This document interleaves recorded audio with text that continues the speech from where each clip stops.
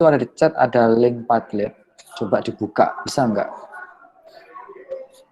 Coba dibuka baik via HP atau via apa itu namanya, via komputer bisa. Ini ada permintaan tapi nggak bisa masuk.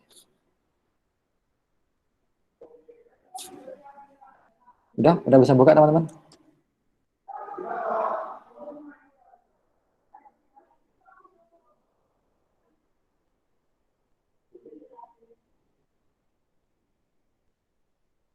Ya bisa ya.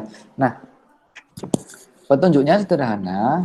Sebelum kita mulai kuliah nanti, teman-teman saya minta tolong di sini untuk mengisi. Saya tanya, udah bisa buka semua belum? Boleh via chat, boleh. Ini kan dinyalakan, silakan. Ini dinyalakan.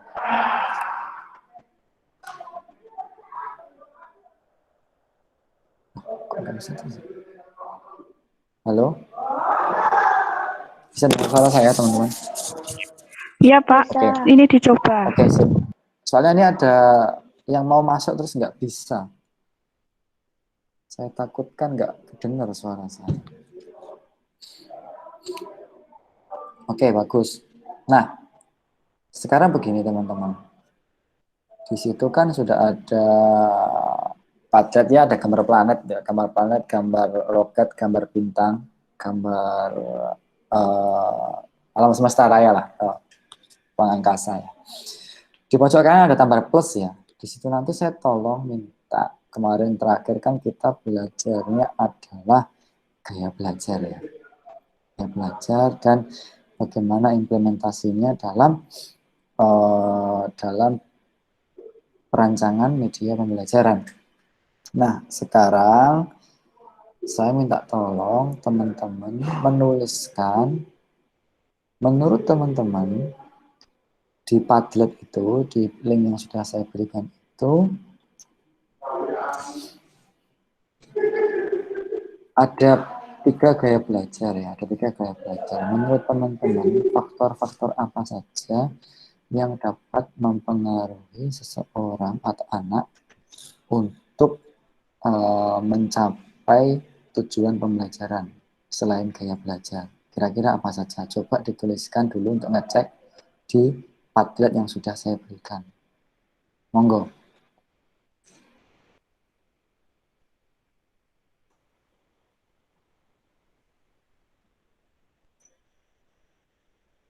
Saya tunggu. Oke, ini Tias bergabung. Silakan Mbak Tias. Saya kopikan linknya dulu. Ini ada Padlet. Silakan diisi dulu. Saya share screen ya. Saya share screen. Nah, saya share screen. Nah, silahkan diisi terlebih dahulu Padlet yang sudah saya berikan tentang faktor-faktor apa saja yang memungkinkan untuk tercapainya sebuah pembelajaran oleh anak. Silahkan ditulis dulu. Ayo, saya tunggu. Saya contohkan di sini ya. Misal, karakter. Oke, nah coba silakan ditulis lagi.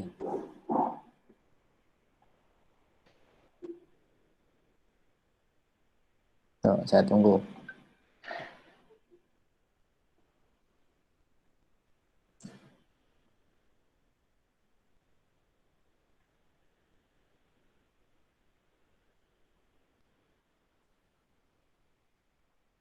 Ada yang kesulitan?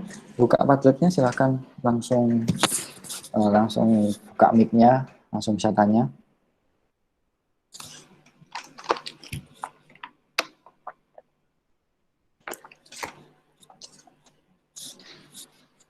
Pak, itu linknya cuma dipencet saja ya Pak ya? Iya, pencet saja. Langsung dipencet aja, terus kemudian muncul. Iya, Di layar kan udah ada gambar planet ya, udah muncul ya? udah. Oke, nah coba diklik dulu, nanti muncul. Nanti kalau pakai laptop di tab baru, pakai HP nanti juga bisa. Nanti langsung tulis aja tanda plus pojok pertanyaan yang sudah saya berikan tadi. Diklik kemana Pak? Ini nih. Plus, nah itu udah ada sampel plus pojok kanan bawah. Ini nih. Itu Ya, nulisnya di judul itu ya, Pak? ya, betul sekali. Nama kalian mungkin ya Selin atau Villa misal. Selin berpendapat mungkin peran orang tua misal. Tulis aja dulu. Saya pengen tahu pendapat kalian. Silakan, saya tunggu.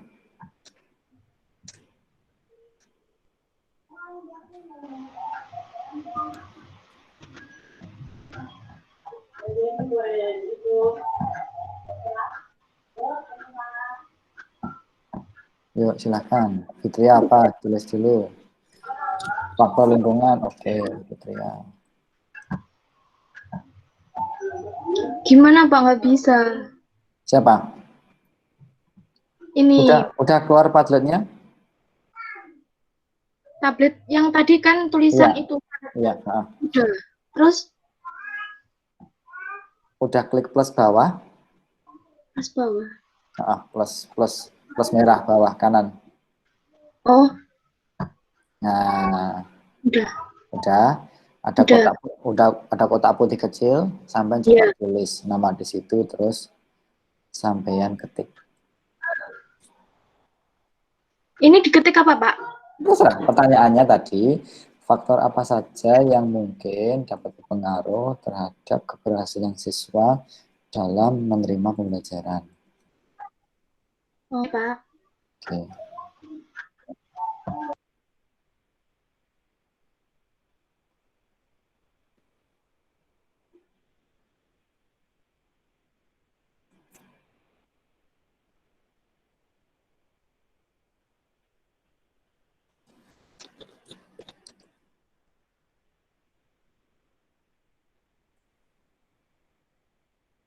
Yang baru bergabung bisa langsung ke Padletnya, kita mainan brainstorm dulu. Oke, keadaan individu. Pindah nulis apa? Tias juga. Tulis dulu Mbak Tias, nulis apa itu? Saya tunggu.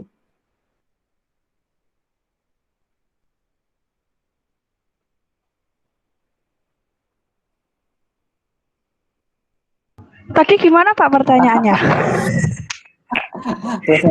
Terus yang ini ya. Saya bentar. Pertanyaannya sederhana.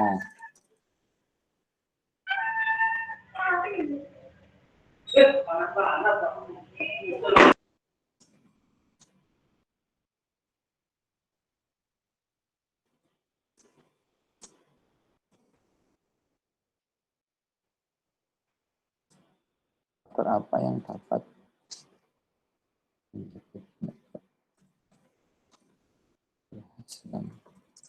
anak belajar? Silakan ditulis. Yes.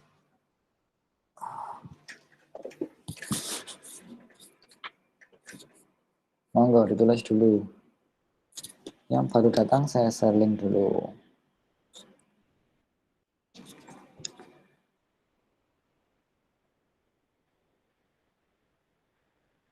Oke, yang lain? Ini ada siapa ini? Ada Selin, ada Eka, ada Fadila, ada Fitri, ada Vivinda, ada Monica, ada Nadia, ada Tias. Monggo ditulis dulu. Oke, Vivinda ada ya? Vivinda, coba nyalakan mic-nya. Saya tanya, menurut kamu kenapa kok keadaan individu menjadi faktor penyebab keberhasilan anak belajar? Apa yang dimaksud keadaan individu di sini kira-kira? Monggo. Iya Pak, bentar. Ya.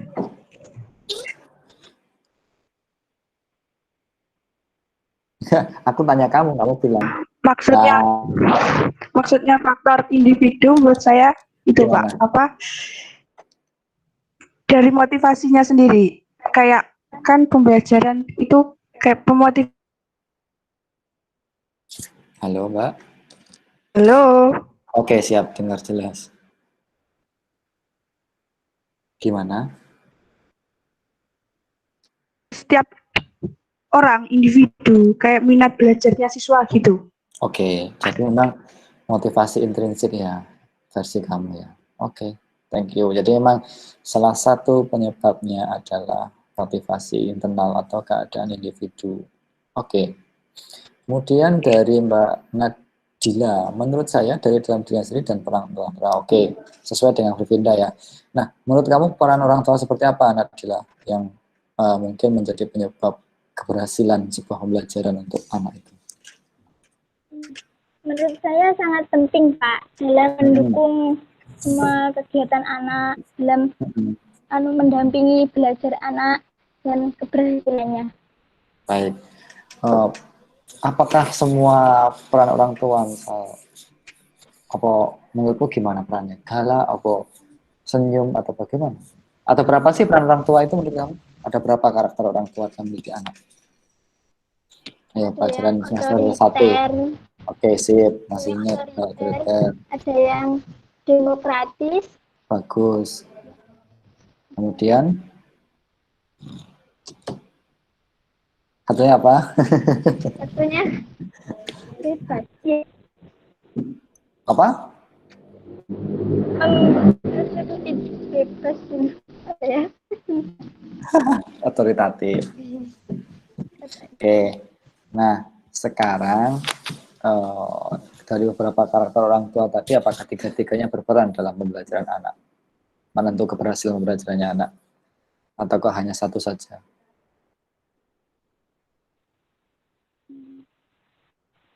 Saya, Pak.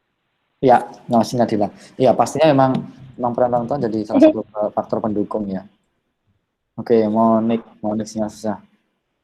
Ya, nggak apa-apa. Dengerin aja dari sini. Nanti tetap tak rekam kok. Kemudian, Eka Bekti. Monggo Mbak Eka Bekti. Menurut Mbak Eka Bekti, kenapa faktor lingkungan, materi yang diajarkan, atau proses pembelajaran ini menjadi salah satu keberhasilan? Gimana?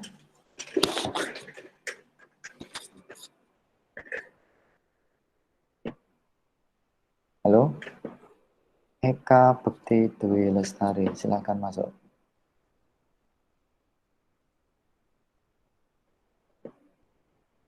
Halo Mbak Eka.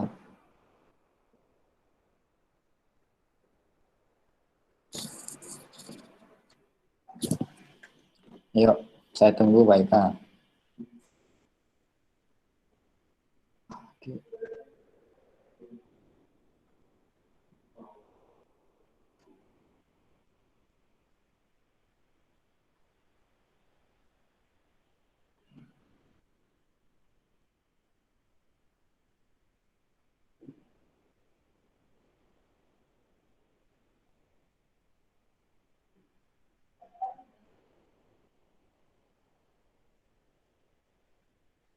Oke, kira sinyal ya. Nggak apa, nanti akan saya rekam. Sip. Terima kasih banyak yang sudah mengisi. Ini sebagai apa ya, sarana brainstorm aja biar ada tangannya nggak kaku-kaku amat. Biar bisa apa ya, otaknya ada kejutan. Pengerjaan ini. Oke, nah sekarang saya akan masuk materi. Saya kuatkan materinya tentang, saya akan fokus di pengalaman Edgar. Saya akan ulang ini bahwa ada beberapa aspek yang menjadi hal yang sangat penting dalam proses perancangan media pembelajaran, yaitu yang pertama, kita wajib memperhatikan salah satu teori yang terkenal dengan kerucut pengalaman Edgar Dill. Kerucut pengalaman Edgar Dill ini terdiri dari satu buah segitiga sama kaki. Ada di situ mulai dari baca, dengar, lihat gambar, lihat video, lihat demo, diskusi, presentasi, role play atau bermain peran, simulasi, dan melakukan hal nyata. Terdapat kategori-kategori yang nantinya bisa bermanfaat dalam pengembangan media pembelajaran. Yang pertama, di sudut sebelah kiri, di sini ada tulisan 10%. Sebelah kanan ada verbal. Nah, maksudnya apa? jika anak-anak kalian nanti membaca saja aktivitasnya, aktivitas verbal namanya, itu pengetahuan yang didapat dari 100% kemungkinan besar hanya 10% yang dapat diterima oleh indranya atau oleh pikirannya atau oleh ingatannya. Kemudian jika dengar dan lihat gambar ini masih verbal, maaf, dengar ini masih verbal ketika membaca dan mendengar ini, di situ pengetahuan yang didapat bisa 20%. Nah, ini sebagai apa sih? Ini sebagai dasar Mohon maaf Pak, saya Halo? sinyalnya susah tadi. Oke, nggak apa-apa, nggak masalah. Bisa dimatikan videonya kalau susah nggak apa-apa, mendengarkan nanti saya rekam di YouTube saya bisa dilihat lagi. Oke ya, bisa Mbak Eka ya. Sip. Nah, kemudian setelah kita beranjak dari verbal, di sini ada pengetahuan 20%. Jadi begini prakteknya nanti. Jika kalian mengajarkan sesuatu dengan cara melihatkan gambar saja, misal pengenalan nama, pengenalan hewannya, nama hewan misal, gambar kucing. Gambar kucing, kamu katakan saja di sana, tunjukkan gambar kucing, dan kamu bilang ini gambar kucing, secara teori dia memperoleh informasi 20%. Oke, dia bisa lihat dan bisa ingat pada waktu itu. Cuman informasi yang didapat itu biasanya kalau tidak distimulasi oleh media yang lain, dia akan lupa. Nah, naik. Lihat video. Itu visual masih 30% karena ada motion, ada gerak di situ. Lihat demo juga diskusi 50%. Terlibat karena anak-anak mampu berinteraksi dengan guru-gurunya. 70% jika melakukan presentasi. Nah, nanti mungkin kita akan praktek nih. Mungkin dalam arti yang paling sederhana, kita nanti praktek tentang apa ya istilahnya, pembuatan malam ya. Benda-benda atau hewan-hewan dari malam atau plastisin. Kalau anak-anak bisa praktek, mereka kan terlibat, kan ada interaksi. Dan jika itu bisa menaik lagi ke bermain peran, bersimulasi melakukan hal nyata. Ketika nanti dia memainkan peran sebagai seekor kucing dan memainkan kucingnya itu, maka ada 90% aktivitas yang nantinya dapat diterima oleh anak. Karena apa? Karena berbuat di situ. Ada aktivitas berbuat dan nantinya dia mahasiswa, anak-anak kalian nanti ketika interaksi dapat, verbal dapat, visual dapat, maka pengetahuan yang didapat itu 90%. Pertanyaan besarnya, di saat pandemi ini, hal apa yang bisa kita lakukan? Yang kita tidak boleh bertemu, tidak boleh berdiskusi, tidak boleh berkumpul. Kira-kira aktivitas apa yang bisa dilakukan? Saya pengen dengar teman-teman semuanya. Kira-kira aktivitas apa yang bisa dilakukan dalam rangka tersampaikannya pengetahuan dari guru kepada murid? Monggo. Silahkan.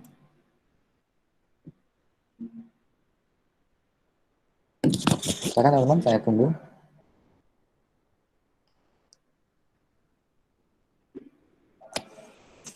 Monggo, saya tunggu teman-teman. Oke. Pertanyaan saya tadi monggo saya tunggu di Padletnya. Ini pertanyaan kedua ya. Saya tunggu di Padletnya. Pertanyaan kedua adalah faktor lagi. Jadi apa yang bisa dilakukan?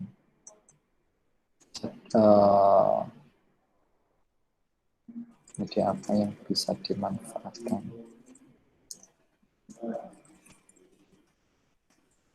Pandemi. Mohon silakan ditulis pertanyaannya itu. Saya tunggu 2 menit ya.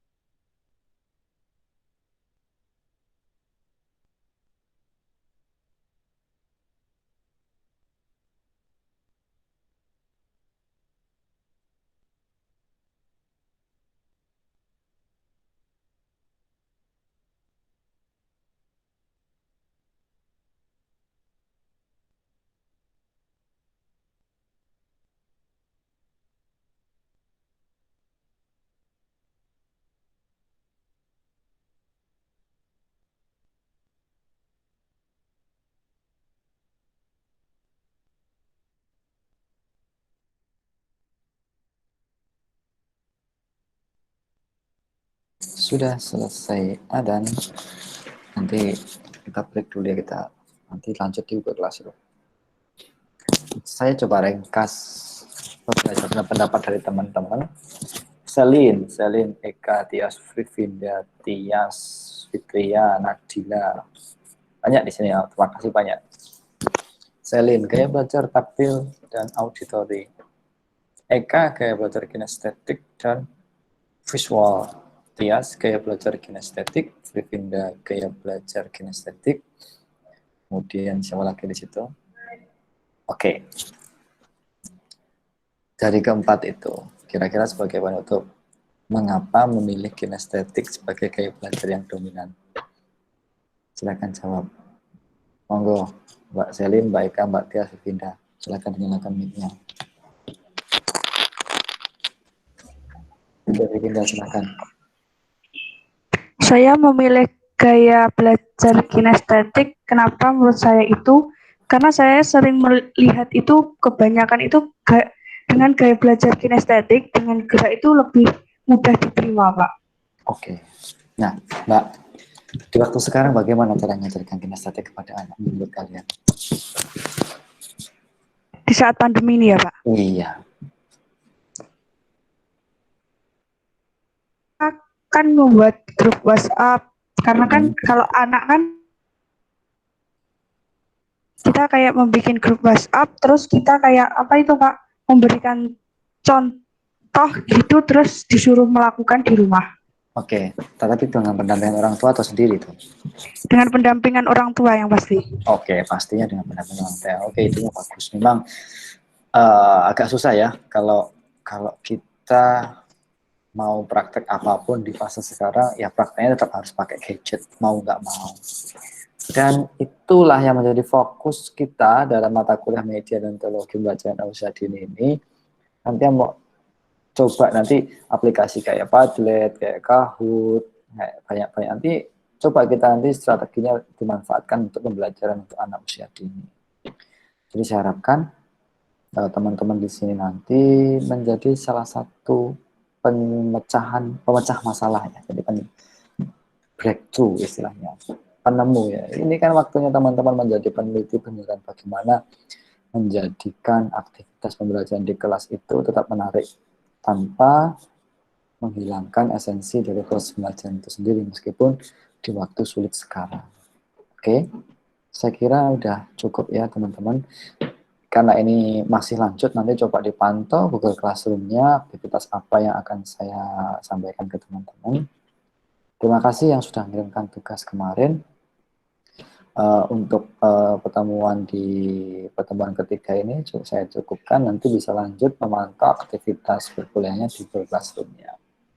Baik, terima kasih banyak ya. Saya sampaikan terima kasih. Assalamualaikum warahmatullahi wabarakatuh. Waalaikumsalam warahmatullahi wabarakatuh. Selamat menjalankan ibadah sholat. Ya.